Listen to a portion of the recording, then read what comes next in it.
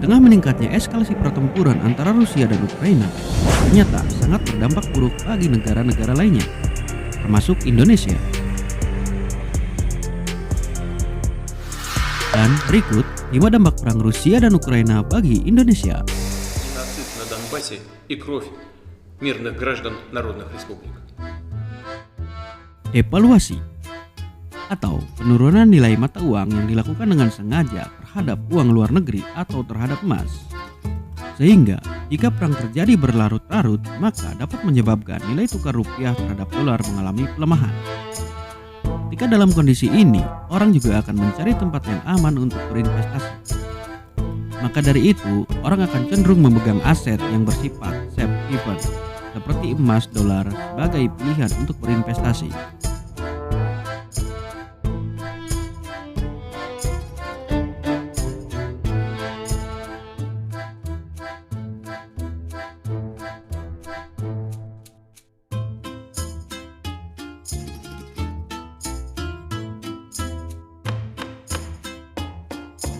ABA atau Auto Reaction Bawah.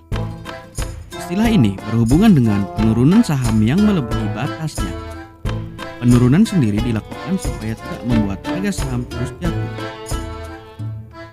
Pasar modal otomatis akan mengikuti tren yang dialami oleh nilai tukar rupiah terhadap dolar Amerika dan isu global yang sedang terjadi.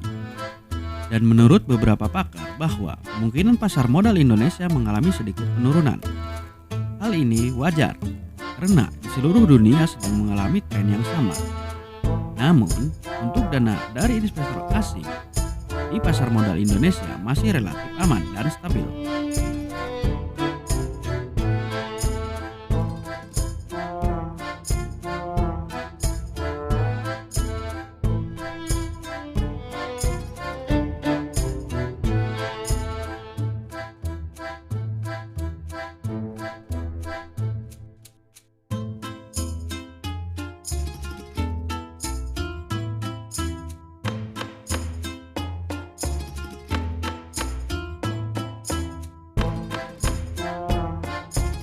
Menurunnya nilai ekspor.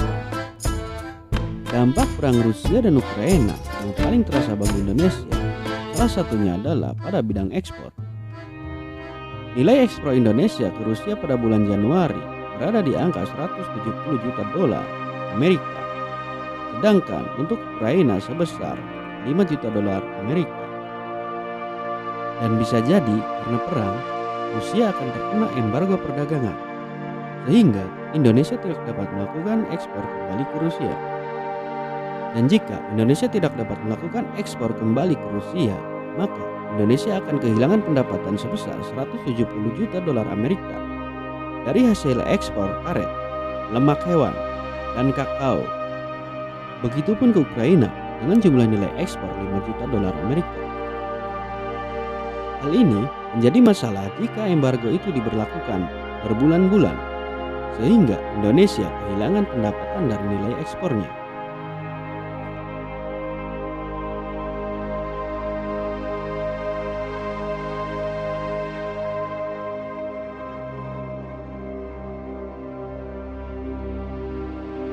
Naiknya harga minyak dunia dengan signifikan.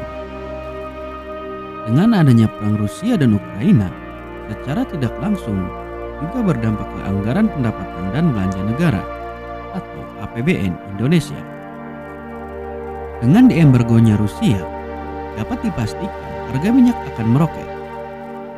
Dan sampai saat ini saja, sampai video ini dibuat, harga minyak dunia tembus lebih dari 100 dolar Amerika per barel. APBN Indonesia sendiri mengasumsikan nilai per barel minyak di angka sekitar 60-65 dolar Amerika. Kalau seperti itu bisa dibayangkan, berarti tiap peningkatan 1 barel membengkak subsidi sama kompensasi BBM-nya. Padahal APBN Indonesia melakukan subsidi di BBM, subsidi minyak tanah, dan subsidi LPG. Di setiap peningkatan 1 dolar per barel akan memberi beban APBN sebanyak 2,5 triliun, bahkan lebih. Untuk minyak tanah sekitar 50 miliar. Sedangkan untuk LPG sebesar 1,5 triliun.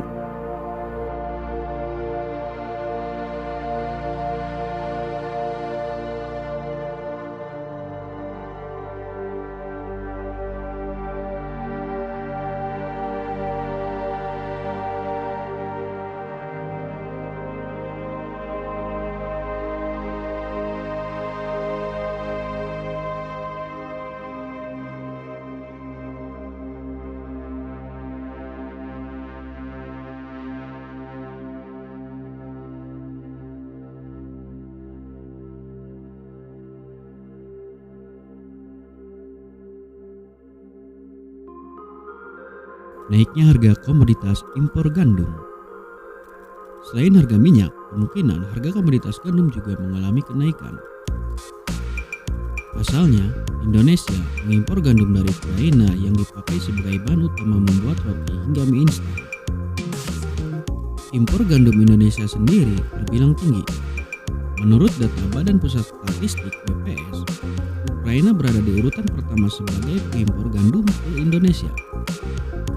Secara keseluruhan pada tahun 2020, total impor gandum Indonesia sebanyak 10.299 juta ton.